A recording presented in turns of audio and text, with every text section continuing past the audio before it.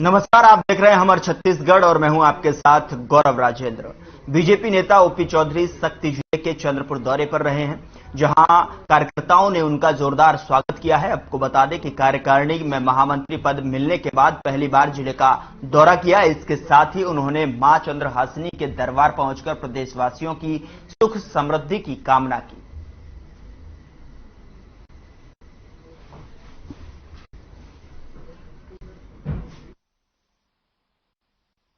Bharatiya Janata party के संगठन में कोई भी दायित्व मिलता है, कोई दायित्व छोटा या बड़ा नहीं होता है। जो भी दायित्व मिलता है तो हर कार्यकर्ता उस दायित्व को पूरी निष्ठा से निभाता है। मुझे आज प्रदेश के महामंत्री का दायित्व दिया गया है, उसे पूरी निष्ठा के साथ अपना 100% देते हुए पूरे प्राणपण के साथ, पूरी निष्ठा और ईमानदारी के साथ उसे पूर्ण करेंगे। और 2023 में कांग्रेस की इस निकम्मी सरकार को, माफियाओं की सरकार को, भ्रष्टाचारी सरकार को हम लोग सत्ता से बाहर कर। प्रदेश संगठन में सम्माननीय ओपी चौधरी जी को महामंत्री का पद दिया गया था, जिसमें आज वो पहली बार चंद्रपुर विधानसभा आगमन पर उनके स्वागत के लिए जांजगीर शक्ति जिला और वर्तमान में शक्ति जिला के सभी कार्यकर्ता और खासकर चंद्रपुर विधानसभा के सभी कार्यकर्ता चंद्रपुर में आज उनके स्वागत के लिए हजारों की संख्या में इकट्ठा हुए थे और बहुत अच्छा स्वागत हुआ उनका। उसके बाद उनका अगला कार्यक्रम रायगढ़ के लिए सम्माननीय ओपी चौधरी जी रवाना हुए।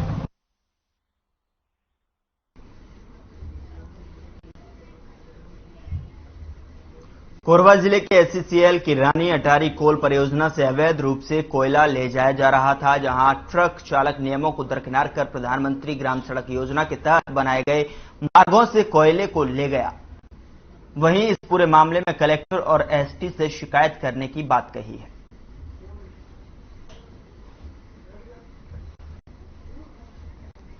कलेक्टर और एसपी से शिकायत करने की यहां पर मांग की गई है और तैयारी भी चल रही है। साथ ही साथ आपको बता दें कि प्रतिबंधित मार्ग से होकर कोयला परिवहन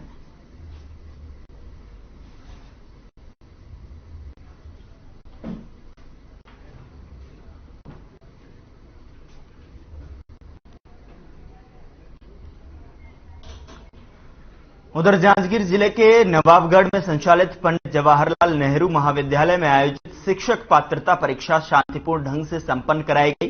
परीक्षा में बैठे सभी अभ्यर्थियों ने धैर्यतापूर्वक सवालों के जवाब लिखे। इस केंद्र में पहली पाली के दौरान 500 परीक्षार्थी पंजीकृत थे, जिनमें से 306 परीक्षार्थी ही उपस्थित नजर आए, जबकि 194 अनुपस्थित रहे।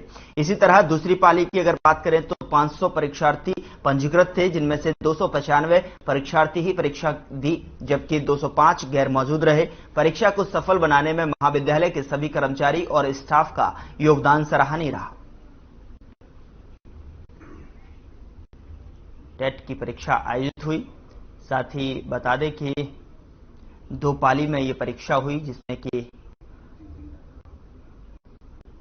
500 से अधिक परीक्षार्थी शामिल हुए।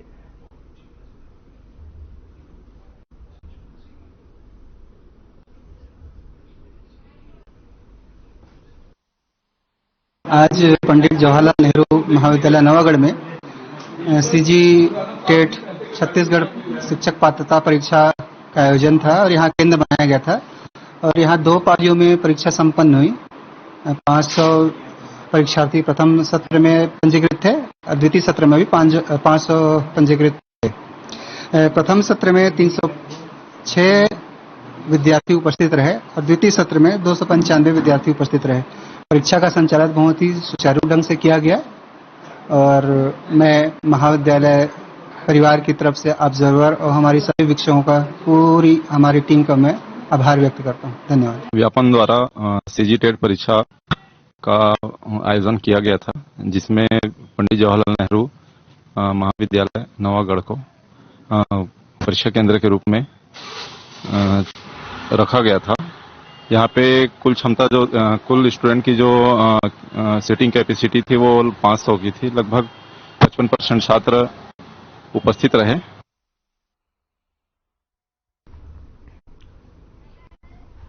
उधर महेंद्रगढ़ के चिरमिरी भरतपुर में वन एवं जलवायु परिवर्तन विभाग की ओर से बायोडायवर्सिटी पार्क का निर्माण कराया जा रहा है। पार्क के अंदर प्रकृति की सुंदरता को निहारने के लिए विभाग ने 2 नए वॉच टावर का निर्माण कराया है, जिससे यहां पहुंचने वाले पर्यटकों को इसका काफी लाभ मिलेगा। आपको बता दें कि अमृतधारा जलप्रपात और पर्यटकों के आकर्षण का केंद्र है, जहां प्राकृतिक सुंदरता को दूर दराज से लोग देखने आते हैं। बरसात के समय जल प्राप्त का नजारा और भी लुभावना हो जाता है। वहीं वन विभाग ने अमृत धारा के तितली पार्क का निर्माण कराया, जिसमें कई प्रकार की रंग बिरंगी तितली आसानी से देखने को मिलती हैं।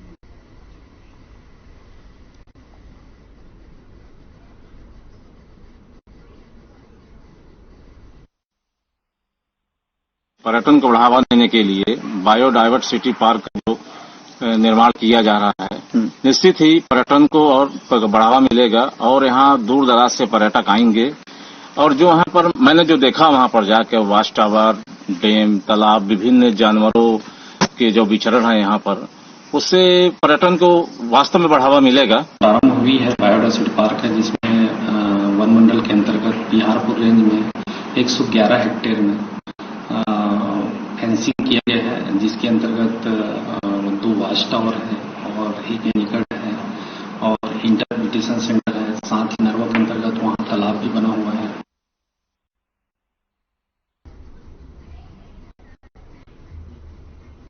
कोरबा जिले में भगवान विश्वकर्मा की प्रतिमा के विसर्जन के दौरान बिजली विभाग का एक अधिकारी नहर में बह गया था। करीब 14 घंटे रेस्क्यू के बाद घटना स्थल से 40 से 45 किलोमीटर दूर शव मिला। घटना उरगा थाना क्षेत्र के ग्राम बरपाली की है। बिजली अधिकारी का शव नहर से निकालने के बाद पुलिस ने शव को पोस्टमार्टम के लिए भेज दिया है और आगे की कार्रवाई शुरू कर दी है। साथ ही आपको बता दें कि बिजली अधिकारी की मौत से विद्युत विभाग में हड़कंप मच गया है।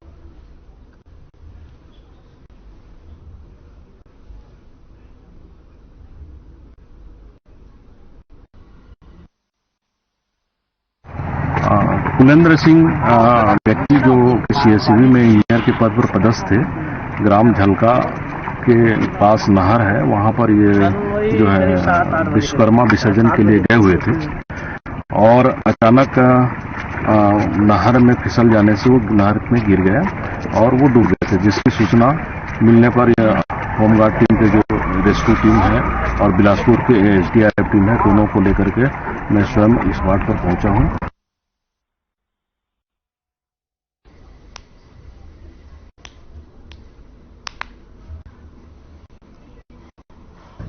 उधर कोरबा में जमीन विवाद को लेकर 2 पक्षों में जमकर विवाद हो गया। बता दें कि विवाद इतना बढ़ गया कि कुछ लोगों ने एक महिला की पिटाई कर दी, जिसका वीडियो सोशल मीडिया पर वायरल हो गया। वहीं मामले को संज्ञान में लेते हुए पुलिस ने एफआईआर दर्ज कर जांच शुरू कर दी है।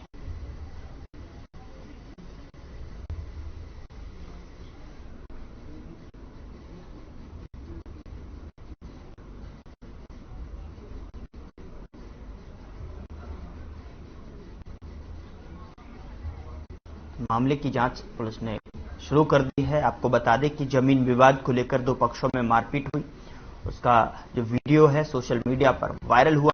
उसके बाद पुलिस ने संज्ञान लिया, जिसके आधार पर जो है मामला दर्ज कर पुलिस जांच में जुटी हुई है।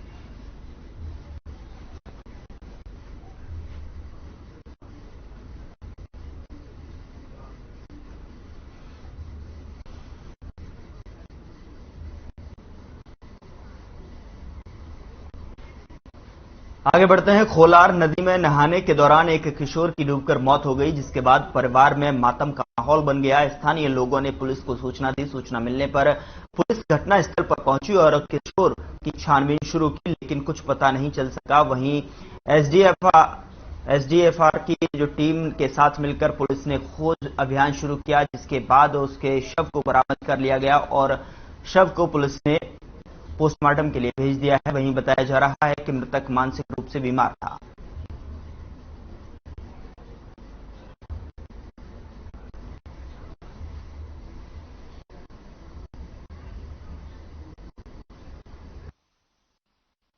शाम 4 बजे नदी में नहाने आया था। नहाने के दौरान पानी गहरा होने से उसमें डूब गया था। कल पता तलाश किया गया, उसका पता नहीं चला। डीआरएफ की टीम के साथ मृतक के शव का तलाश किया गया।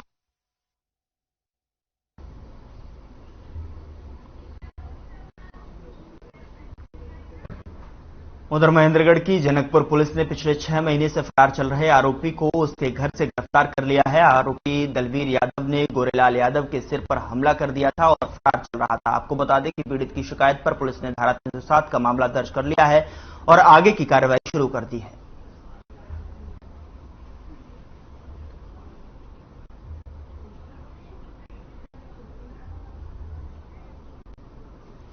फरार चल रहा था आरोपी। आपको बता दें कि पिछले 6 महीने से आरोपी फरार था, जिसका पुलिस ने 307 की धारा में मुकदमा दर्ज कर पुलिस कार्रवाई शुरू कर दी है।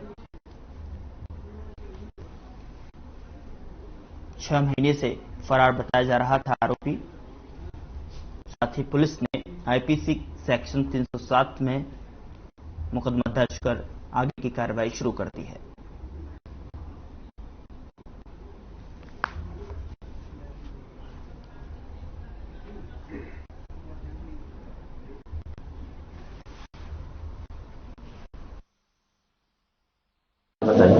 आरोपी दलवीर सिंह यादव निवासी ग्राम पौड़ी दिनांक 17/3/2022 को अपने पारिवारिक भाई गोरेलाल के सिर में टंगिया से मारकर प्राणघातक प्रहार किया था, जिसकी रिपोर्ट पर थाना जनकपुर में अपराध क्रमांक 34/22 धारा 307, 452, 294, 506, 323 भारतीय दंड विधान का अपराध पंजीबद्ध किया गया था। पर राजनाथ गांव से है, जहां सांसद संतोष पांडे के भाई के कांग्रेस में प्रवेश को लेकर सांसद ने वन मंत्री मोहम्मद अकबर पर निशाना साधा है। उनका आरोप है कि कवर्धा विधायक और वन मंत्री के पास जो भी अपनी समस्या लेकर जाता है वो उसे तिरंगा झंडा पहनाकर कांग्रेस में प्रवेश करवा देता है। साथ ही उन्होंने कहा कि कांग्रेस राजनाथ गांव में मिथ्या प्रचार कर रही है।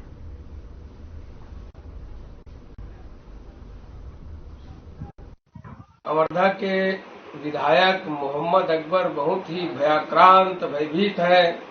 3 अक्टूबर में को कवर्धा में झंडा प्रकरण के बाद और जल्दबाजी में कभी 400-500 गाड़ी में 600 गाड़ी में वो लेकर के रायपुर से आते हैं, कभी सिंघनपुरी के लोगों को, कभी पौड़ी के लोगों को।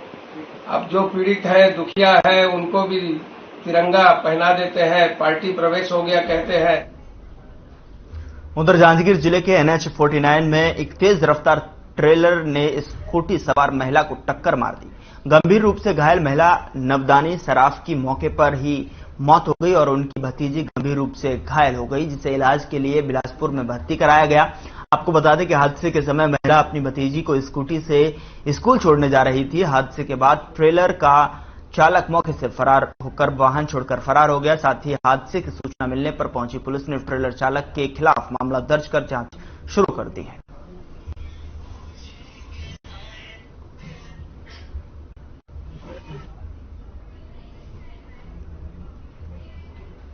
उधर कोरवा में बदमाशों के हौसले लगातार बुलंद हैं। बताया जा रहा है कि रामपुर बस्ती में अज्ञात चोरों ने एक घर में चोरी की वारदात को अंजाम दिया। साथ ही अज्ञात चोरों ने अलमारी तोड़कर नकदी समेत जेवरात लेकर मौके से फरार हो गई। जानकारी के मुताबिक अज्ञात चोरों ने करीब 2 लाख की चोरी की है, जहां पर सूचना मिलते ही पुलिस मौके पर पहुंची और अज्ञात आरोपियों के खिलाफ मामला दर्ज कर जांच शुरू कर दी है।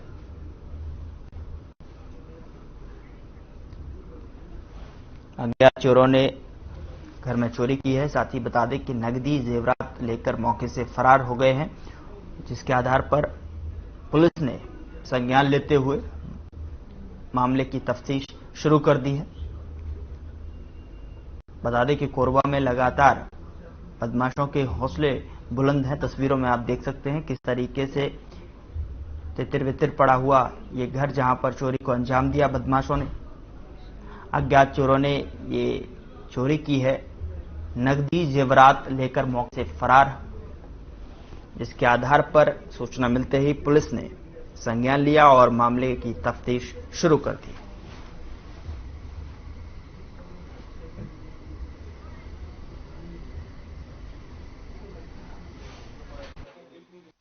रामपुर कॉलोनी निवासी राजेश भार्गव के यहाँ रात में चोरी की घटना हुई है। इस मामले में डॉग स्क्वाड को बुलाया गया था और हमारी टीम के द्वारा जांच किया जा रहा है और अभी FIR दर्ज कर रहे हैं उसमें और अज्ञात चोरों पर तलाश की जा रही है। हम लोग भैया यहाँ घूमने गए थे, भैया दीदी रहता है यहीं पे रामपुर में। क्या नाम उनका? संजय रत्नाकर। मेरे गांव का है, तो यहाँ गए थे तो बच्चे लोग सो गए, खाना में खाए सो गए, तो वही रात में रुक गए। सुबह फिर यहाँ हम लोग 6 बजे आए थे, देखे तो टूटा था ताला। सामने ताला टूटा हुआ था, इसकी कुंडली तोड़ दिया है कमरा का, सामान को अस्त व्यस्त कर दिया है, दोनों अलमारी को तोड़ दिया है, पूरा जितना जेवरात वगैरह था गहना वहना सब ले गए हैं पूरा। उधर जांजगीर जिले की बलौदा पुलिस ने 3 शातिर चोरों को गिरफ्तार किया है। गिरफ्तार किए गए चोरों में एक नाबालिग भी है। पुलिस ने चोरों के पास से मोबाइल, दुकान से चुराए गए 12 मोबाइल, स्कूल से चोरी किए गए 3 सीलिंग फैन और कुछ नकदी रकम बरामद की है। मामले की जानकारी देते हुए पुलिस ने बताया कि गिरफ्तार किए गए चोरों ने एक स्कूल के साथ 2 दुकानों का शटर तोड़कर नकदी, सामान और राशन की चोरी की थी। पुलिस ने गिरफ्तार चोरों पर मामला दर्ज कर कार्रवाई शुरू कर दी है।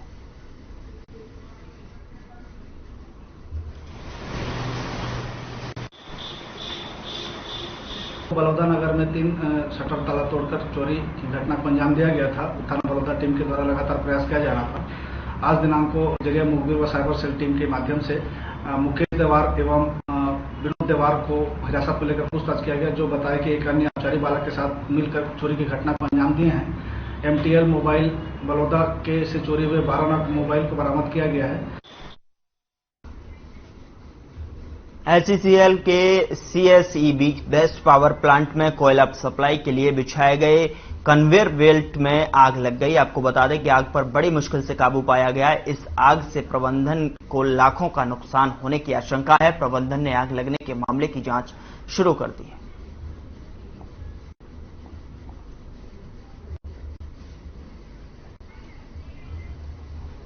फिलहाल बुलेटिन में इतना ही। नमस्कार।